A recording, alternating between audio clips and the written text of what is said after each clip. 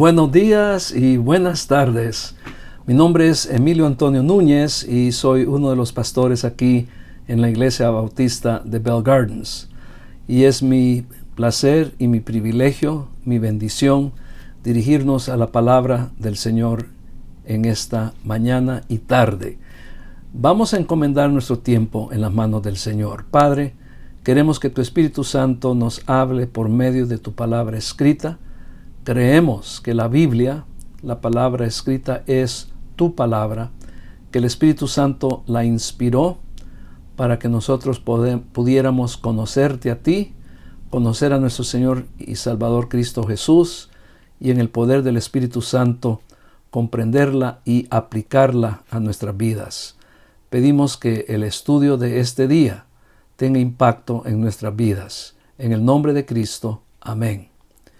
Bueno, nosotros no hicimos formalmente el compromiso, pero solo quiero recordarles los elementos del compromiso, y es que nosotros creemos que la Biblia sí es la palabra de Dios, y queremos darle a la Biblia, la palabra de Dios, la prioridad en nuestras vidas. Así que decimos, esta Biblia, ya sea papel o electrónica, es la palabra de Dios, y todos los días la voy a leer con mis ojos o escuchar con mis oídos. La estudiaré con mi mente y la comprenderé con la ayuda del Espíritu Santo. Con mi voluntad y el poder del Espíritu Santo la practicaré y la obedeceré, y con mi boca y mi vida la compartiré con otros. Hebreos 4:12 es uno de esos versículos poderosos, porque la palabra de Dios es viva y eficaz y más cortante que cualquier espada de dos filos. Penetra hasta la división del alma y del espíritu, de las coyunturas y los tuétanos, y es poderosa para discernir los pensamientos y las intenciones del corazón. Así que nosotros creemos que Dios nos habla por medio de la Biblia. En nuestra oración final de este día, de esta plática, de esta enseñanza, vamos a estar orando por las personas enfermas de nuestra iglesia, y también ellos tienen algunos familiares, y queremos orar al final de nuestro tiempo alrededor de la palabra por esas personas, porque hay varias personas que sí están enfermas. Así que queremos simplemente recordarles que hemos estado estudiando de cómo recuperarnos de tragedias. La gran tragedia que estamos estudiando en la Biblia es la destrucción de Jerusalén y del templo en el año 586 antes de Cristo.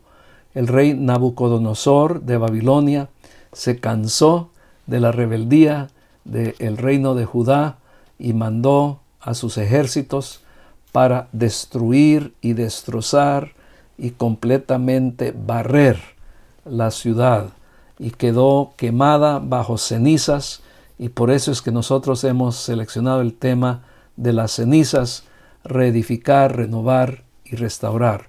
Pero efectivamente estamos queriendo estudiar cómo recuperarnos de una tragedia. Y así que hemos llegado a los libros históricos de Esdras y Nehemías para obtener principios de cómo comenzar el proceso de reedificar, completarlo, terminarlo, ¿verdad? Y cómo darle gloria a Dios en ese proceso. La semana pasada aprendimos del primer capítulo de Nehemías, que Nehemías era un hombre de oración. Así que llegamos al segundo capítulo, a donde vamos a comenzar a ver a Nehemías en acción. Pero no se nos olvide del primer capítulo, que Esdras era un hombre humilde ante Dios, pero al mismo tiempo una persona, un hombre de confianza ante Dios. Y la confianza venía de la seguridad que él tenía en las promesas de Dios, en la presencia de Dios en su vida.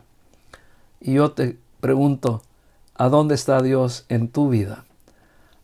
¿Eres tú una persona de oración, de comunicación constante con Dios? ¿Eres humilde ante Dios? Tú sabes que para acercarnos a Dios se requiere la actitud humilde de fe y de gran respeto. O te sientes como que tú mereces que Dios te dé lo que tienes, o mejor de lo que tienes, que tú en alguna manera mereces lo que Dios puede dar, o te acercas a Dios con humildad. ¿Piensas que Dios te debe algo? Bueno, la gracia nos enseña que Dios no le debe nada a nadie. Pero Nehemías, a pesar de que él reconocía eso, Dios no me debe nada, él también sabía que Dios era un Dios maravilloso, estupendo, magnífico, un Dios magnífico, poderoso, que cumple su palabra, que cumple sus promesas y que se relaciona con nosotros, los humanos limitados, con gracia y misericordia. Y por eso es que en el primer capítulo, en el 5º versículo, vemos que cuando él comienza su oración dice: te ruego, oh Jehová, oh Señor, Dios del cielo, el grande y temible Dios, que guarda el pacto. ¿Qué es esto? El pacto es como el contrato, ¿verdad? Que guarda el contrato. Y hay contratos que son condicionales, es decir, que Él espera que nosotros cumplamos nuestra parte, y hay otros contratos que Él hace que son incondicionales, que no dependen de que un ser humano cumpla algo. Un ejemplo de un contrato incondicional es la venida de Cristo Jesús. Cristo iba a venir, sea como sea. Dios iba a mover cielo y tierra para que Cristo llegara a la tierra, a la historia de la tierra, y para que Él en su primera venida viniera para salvar y para rescatar. Obviamente creemos en una segunda venida. De eso hemos estado predicando en vivo en la iglesia los domingos en la mañana. Pero aquí lo que queremos hacer es dar un ejemplo de un contrato, de un pacto incondicional. Dios iba a enviar a su Hijo, aunque la mayoría de humanos desobedecieran. Él lo iba a hacer de una manera u otra. Y francamente, la reedificación de Jerusalén era uno de esos pactos incondicionales, porque era parte que afectaba la venida de Cristo. Dios iba a reedificar el segundo templo y la ciudad de Jerusalén de una manera u otra. Era incondicional. Y Nehemías entendía eso. Así que siguiendo en el versículo 5 del primer capítulo, dice que Él guarda el pacto y la misericordia. Ahí es Gesed, su gracia y su misericordia para con aquellos que le aman y guardan sus mandamientos. Así que nosotros entonces tenemos a un hombre en Nehemías que tenía conexión con el Dios creador por medio de la oración, por medio de la palabra, y él sabía que Dios tenía un propósito en reedificar la ciudad de Jerusalén, los muros y los portones, las puertas grandes de los muros. Así que él sabía que el templo ya se había reedificado, y eso había ocurrido 71 años antes de que él llegara a Jerusalén, porque Nehemías llega en el año 444 antes de Cristo, y el templo se había terminado en el año 515 antes de Cristo, 71 años antes, casi la edad que yo tengo. Yo tengo 68 años de edad, casi 69. Así que todo ese tiempo había transcurrido entre el templo habiendo sido reedificado y los muros y los portones del muro, el resto de la ciudad todavía en destrucción, todavía sin ninguna defensa de muros o de fronteras claras de la ciudad. Y Nehemías sabía que Dios quería reedificar los muros y las puertas de los muros. Así que Nehemías sabía que la reedificación de los muros y de toda la ciudad de Jerusalén era algo que Dios quería lograr.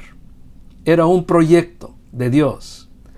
Y hoy yo quiero decirte a ti, puedes estar el 100% seguro de que tu vida es un proyecto de Dios, que tu familia es un proyecto de Dios y que tu iglesia es un proyecto de Dios. Dios quiere edificar algo bueno, algo positivo de tu vida, de tu familia y de tu iglesia, que le va a traer honra y gloria, reconocimiento y agradecimiento a Él. Él quiere que tu vida, que tu familia y tu iglesia sea eso. Una vez que tú comprendas eso, vas a estar listo para llevar a cabo los 6 pasos que Nehemías llevó a cabo para comenzar la obra. Y en esta tarde vamos a estudiar esos 6 pasos, pero queremos dejarlo muy claro. Antes de llevar a cabo estos 6 pasos, tienes que ser una persona de oración como Nehemías y una persona que conoce la voluntad de Dios para nosotros hoy en día por medio de su palabra. Y puedes conocer la voluntad de Dios. Así que, ¿qué fue lo que Nehemías llevó a cabo? Bueno, el primer paso que él llevó a cabo es de dedicar tiempo para el proyecto de Dios. Él sabía que él necesitaba tiempo para poder trabajar en lo que Dios quería hacer en Jerusalén. Y para eso él pidió permiso. Aquí en Nehemías capítulo 2, del 4 al 6, tenemos el relato de esa petición de tiempo. Recuerdan, aquí en el versículo 4 es donde tenemos esa oración rápida. El rey me dijo, ¿qué es lo que pides? Entonces oré al Dios del cielo y respondí al rey, si le place al rey y si tu siervo ha hallado gracia delante de ti, envíame a Judá, a la ciudad de los sepulcros de mis padres, para que yo la reedifique. Entonces el rey me dijo, estando la reina sentada junto a él, ¿cuánto durará tu viaje? ¿Y cuándo volverás? Y le agradó al rey enviarme, y yo le di un plazo fijo. Así que lo primero que Nehemías le pide al rey es tiempo. Y quiero decirles que descubrimos después que él estuvo fuera del servicio del rey por 12 años. Por 12 años. En el capítulo 5, versículo 14, vemos que ahí Nehemías dice que él fue gobernador por 12 años. Dice, además, desde el día en que el rey me mandó que fuera gobernador en la tierra de Judá, desde el año 20. Recuerden, él se acerca al rey en el año 20 del rey para pedir permiso de ir a Judá, hasta el año 32 del rey Artajerjes, 12 años. Ni yo ni mis hermanos hemos comido del pan del gobernador. En otras palabras, el tiempo que él dedicó para reedificar la ciudad fue 12 años. Ahora, descubrimos también más tarde que en realidad el muro en sí lo pudieron reedificar en cosa de 2 meses. Así que el resto del tiempo él trató con otras cosas que vamos a estar estudiando en el libro de Nehemías, porque vamos a descubrir que reconstrucción, renovación y restauración es más que lo físico y lo material. En Esdras descubrimos que se requiere también renovación espiritual, renovación interna. Pero por ahora, regresemos a nuestra lista. Así que lo primero que hace Nehemías es de pedir permiso para ir a Jerusalén porque él necesita tiempo. Lo segundo que él hace es que él pide al rey protección y recursos para llevar a cabo el proyecto.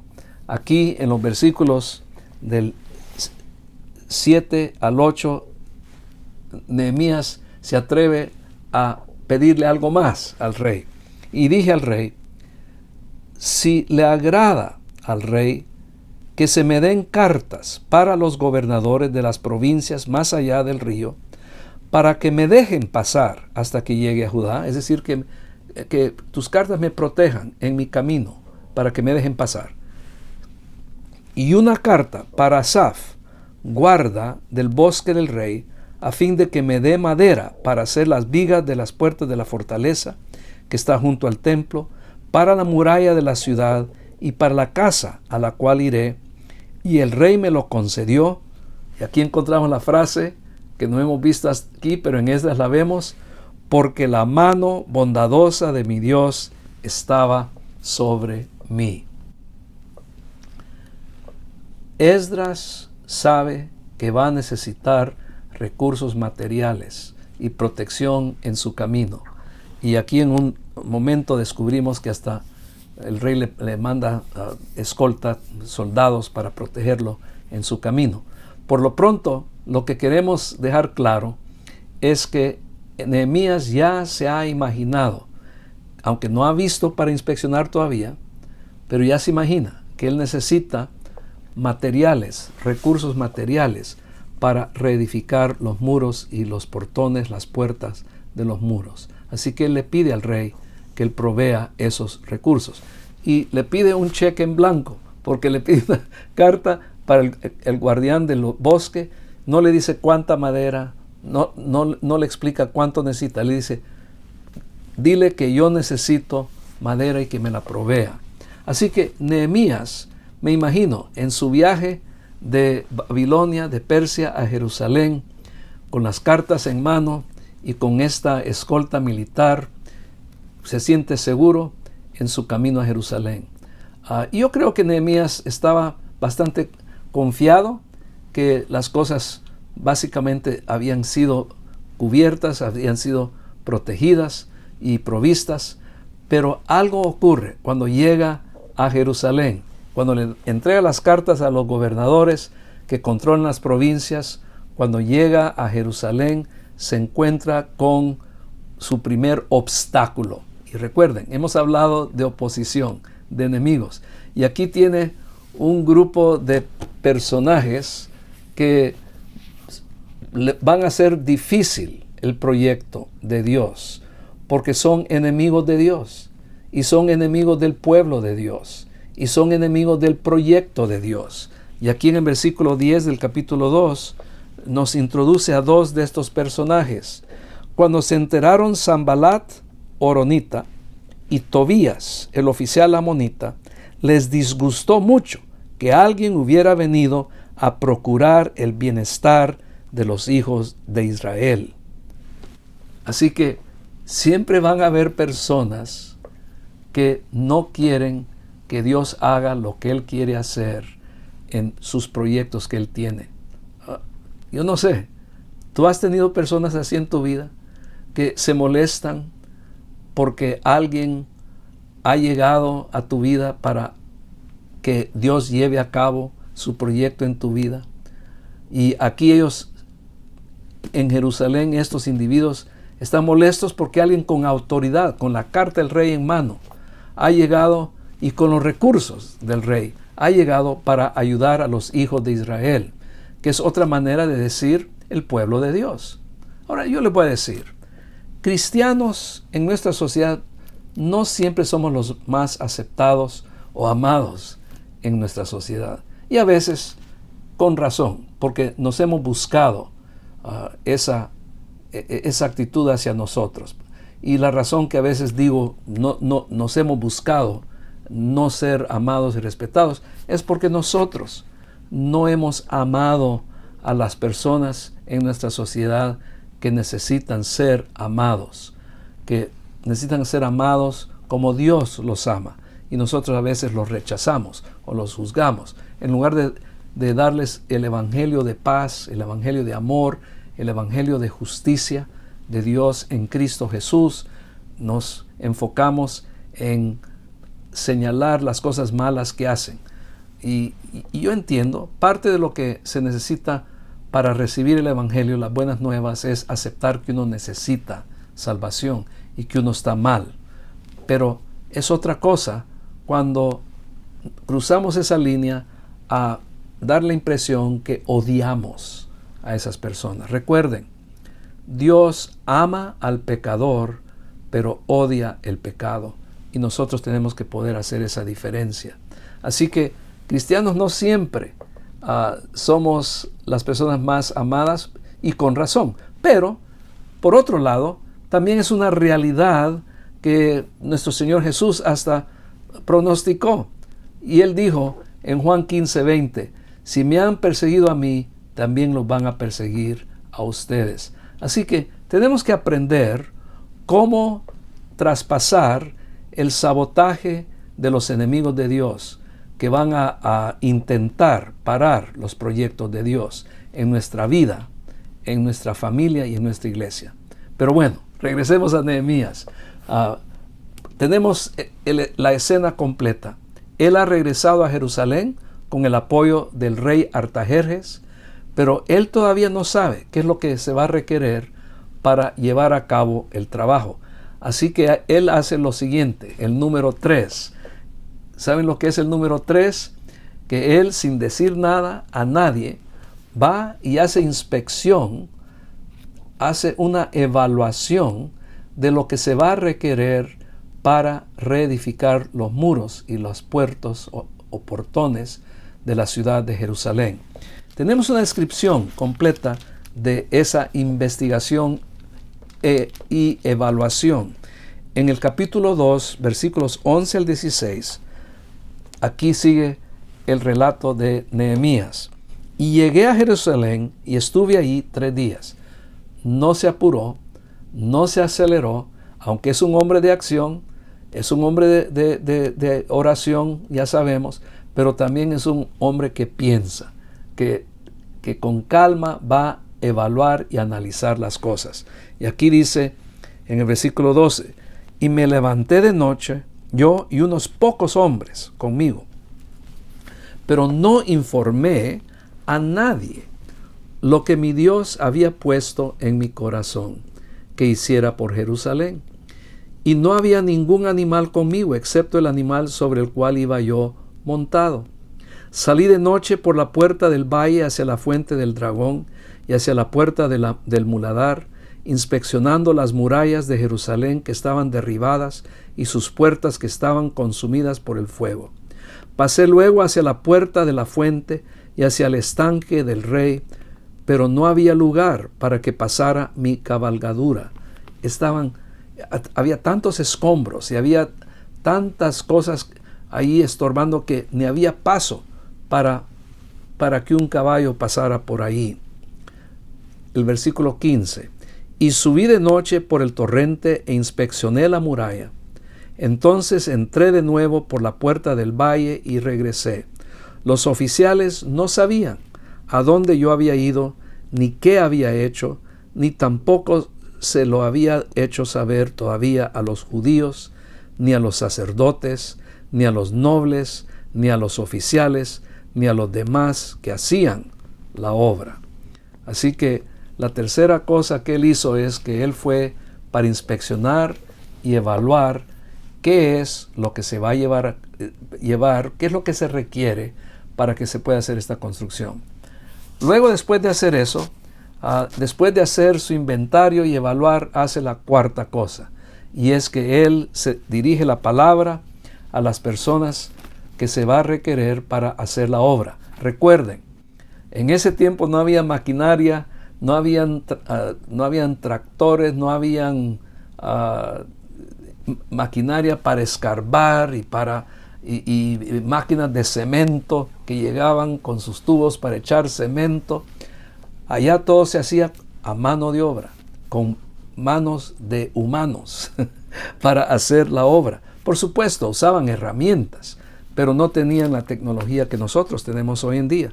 Entonces él al fin decide, tengo que hablarle a los recursos humanos.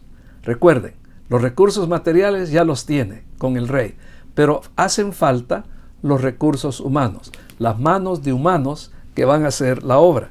Y en el versículo 17, él lleva a cabo este cuarto paso. Entonces les dije, vosotros veis la mala situación en que estamos, que Jerusalén está desolada y sus puertas quemadas a fuego. Venid, reedifiquemos la muralla de Jerusalén para que ya no seamos un oprobio. Ahora uno esperaría, está bien, te estamos apoyando, pero en ese momento, en ese instante, todavía no reaccionan, porque hace falta el quinto paso, que vamos a darlo en un momento. Pero queremos dejar claro que el cuarto paso es hablar con las personas que van a estar participando en la obra de Dios y de desafiarlos a que hagan algo. Y en este caso, que hagan algo que han estado ignorando por 71 años, que no han trabajado. Solo terminaron el templo y ahí se quedó. Los muros destrozados, los portones de la ciudad destrozadas, no trabajaron en eso. Entonces, la cuarta cosa que Nehemías hace es de desafiar, de invitar a las personas que tienen que trabajar para llevar a cabo la construcción, la reedificación de los muros y la ciudad. Pero después del versículo 17 todavía no tenemos, ¿verdad?, entusiasmo. La quinta cosa que hace Nehemías es que les da razón, los motiva a trabajar. ¿Cómo lo hace? Miremos el versículo 18. Y les conté cómo la mano de mi Dios había sido bondadosa conmigo, y también las palabras que el rey me había dicho. Entonces dijeron, levantémonos y edifiquemos, y esforzaron sus manos en la buena obra. ¿Qué fue lo que los motivó? Lo que los motivó fue saber que Nehemías de veras había sido enviado por Dios. La mano de Dios estaba sobre su vida. Y no solo eso, el rey apoyaba la obra que Nehemías quería llevar a cabo. Así que con esas palabras, este sí es un siervo de Dios, que tiene la mano de Dios sobre él y tiene el apoyo del rey secular de esta tierra. Echémosle ganas, vamos a entrarle, vamos a ponernos a trabajar. Ahora, qué lindo si ahí terminaría la lista, pero hay una cosa más, una sexta cosa que Nehemías tuvo que hacer. Y de una vez se las digo, Nehemías tuvo que anticipar cómo iba a enfrentar los enemigos de Dios, los enemigos del pueblo de Dios y los enemigos del proyecto de Dios. En otras palabras, siempre tenía que estar listo para enfrentar a los enemigos de Dios. Miren aquí los últimos versículos de este capítulo, 19 y 20. Pero cuando se enteraron Sanballat horonita, Tobías el oficial amonita y Gesem el árabe, se burlaron de nosotros. Miren, se burlaron, nos despreciaron y dijeron, ¿qué es esto que estáis haciendo? ¿Os rebeláis contra el rey? Ya están queriendo poner base para acusación que ellos van a hacer después. Ellos saben que el rey los ha enviado a Nehemías. Él llegó con cartas. Así que aquí están simplemente queriendo molestar, están queriendo estorbar, están queriendo hacer dudar. Lo mismo que pasó con los que estaban edificando el templo en Esdras. Siempre va a haber oposición a lo que Dios quiere hacer.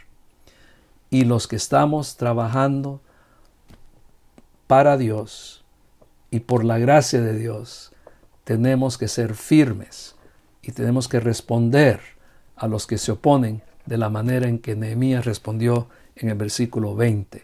Y yo les respondí y les dije, el Dios del cielo nos dará éxito. Por tanto, nosotros sus siervos nos levantaremos y edificaremos, pero ustedes no tienen parte ni derecho ni memorial en Jerusalén. Miren, el enemigo de Dios no tiene derecho sobre tu vida, sobre tu familia o sobre tu iglesia. Tú puedes rechazar a esos que se oponen a lo que Dios quiere hacer en tu vida. Mira, este no es el final de nuestra historia. Sí necesitan saber que sí logran su meta, por supuesto, en reedificar el muro. Pero se requiere bastante recursos humanos y la voluntad de darle prioridad, importancia al proyecto de Dios. Hoy yo quiero que veas ese proceso de Nehemías y que nosotros lo veamos para imitarlo en llevar a cabo los proyectos de Dios. Ahora, la lista que sigue, aquí de las 6 cosas, voy a repetirlas, pero en manera contemporánea y aplicable a ti y a mí. Pero recuerden que antes de esta lista, tienes que ser una persona de oración. Tienes que estar conectada a la voluntad de Dios para tu vida, para la vida de tu familia y de tu iglesia. La oración y conocer la voluntad de Dios son requisitos previos para cualquier obra que Dios quiere llevar a cabo por medio de ti. Algún día vamos a contestar estas preguntas en una manera más personal. ¿Qué es lo que Dios quiere hacer con tu vida? ¿Qué es lo que Dios quiere hacer con tu familia? ¿Qué es lo que Dios quiere hacer con tu iglesia? Algunas respuestas son universales y son fundamentales, propósitos fundamentales que Dios quiere lograr. Por ejemplo, en todos esos contextos, mi vida personal, mi familia y mi iglesia, Él quiere recibir gloria y honra, por supuesto. Pero los detalles a veces no son tan claros en exactamente qué es lo que nuestra iglesia en Bell Gardens, por ejemplo, tiene que hacer para dar honra y gloria a Dios. Hay ciertas cosas, repito, que son igual a toda iglesia en el mundo, pero otras cosas que en Bell Gardens son diferentes. Y nosotros tenemos que estar conectados con la voluntad de Dios para saber esos otros detalles. Así que siempre necesitamos estar en comunicación con Dios día y noche. Y es por eso que también necesitamos estar conectados con la palabra de Dios todos los días. Así que, para darles esta lista, quería aclarar que antes del número 1 tienen que estar en oración y tienen que estar conectados con la voluntad de Dios por medio de la palabra. Ese es el medio principal que Dios usa para comunicar su voluntad a nosotros. Muy bien, hagamos esta lista rápidamente. Primero, necesitas dar tiempo. Necesitas darle prioridad de tiempo a la obra de Dios en tu vida, en tu familia y en la iglesia. Y es por eso que lo más probable es que vas a necesitar ser un buen administrador de tu tiempo y la comprensión de que Dios espera que tú equilibres las responsabilidades que Él te ha dado.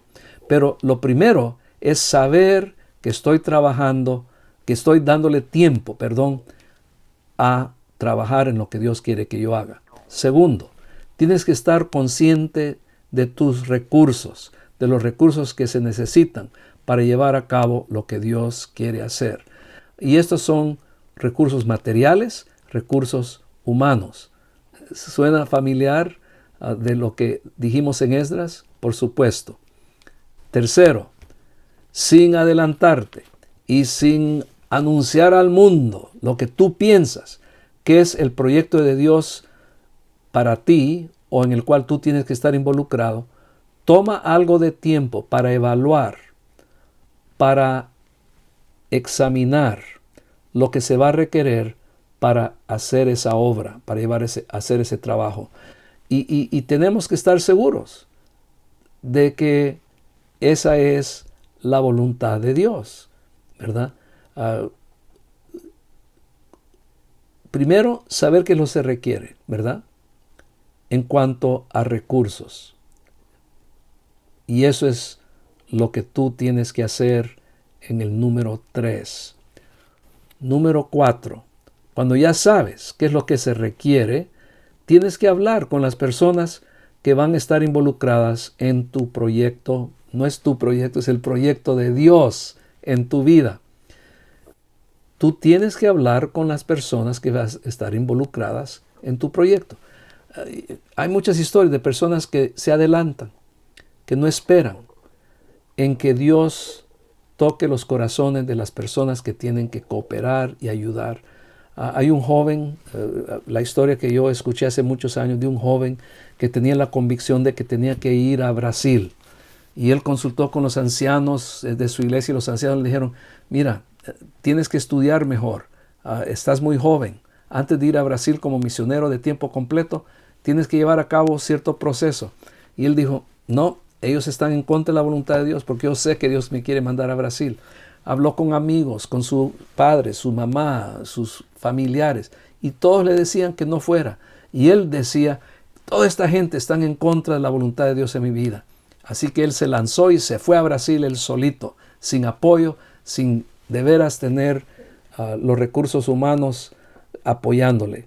Y tristemente, para no hacer una gran historia larga, muy larga, les digo que falló, fracasó y tuvo que regresar a los Estados Unidos con la cola entre las piernas, ¿verdad? Como en vergüenza.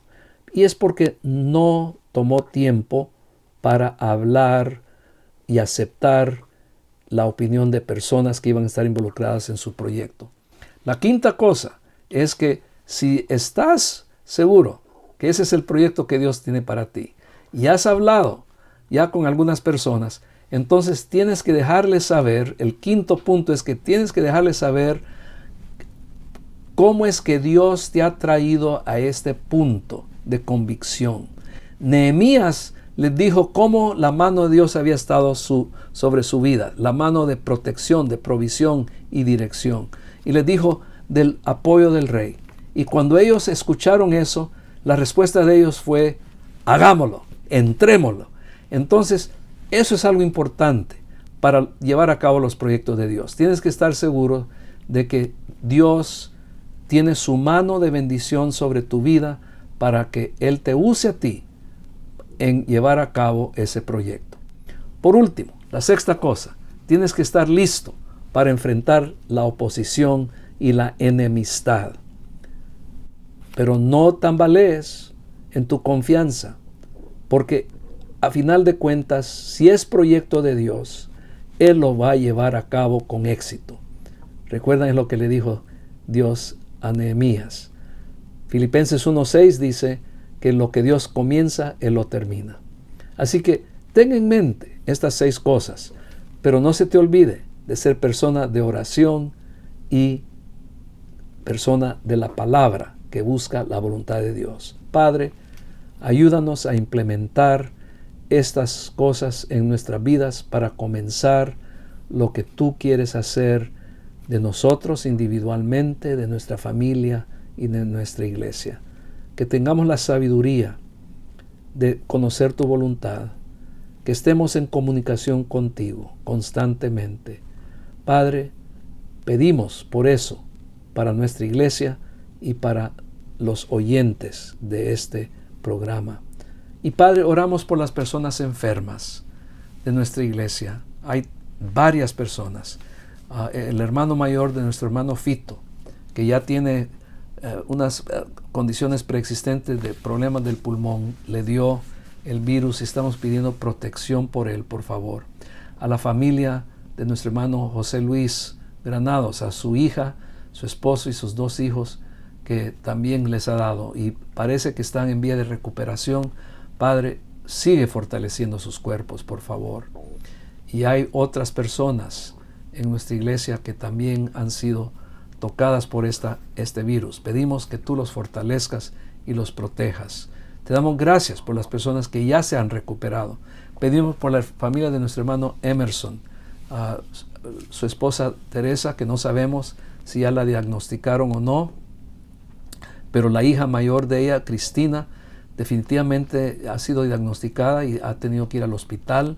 Así que pedimos, Padre, que tú fortalezcas el cuerpo de ella, por favor, y que tú acompañes a cualquiera que se me ha olvidado, Padre, en esta oración, que por favor tú los acompañes y que tú los fortalezcas. En el nombre de Cristo, amén. Me fui un poco largo hoy, disculpen, pero sí les deseo que la gracia, la misericordia, la fidelidad y el amor de Dios los acompañe juntamente con la paz y el gozo de Él. Tengan una buena semana y bendiciones. Hasta luego.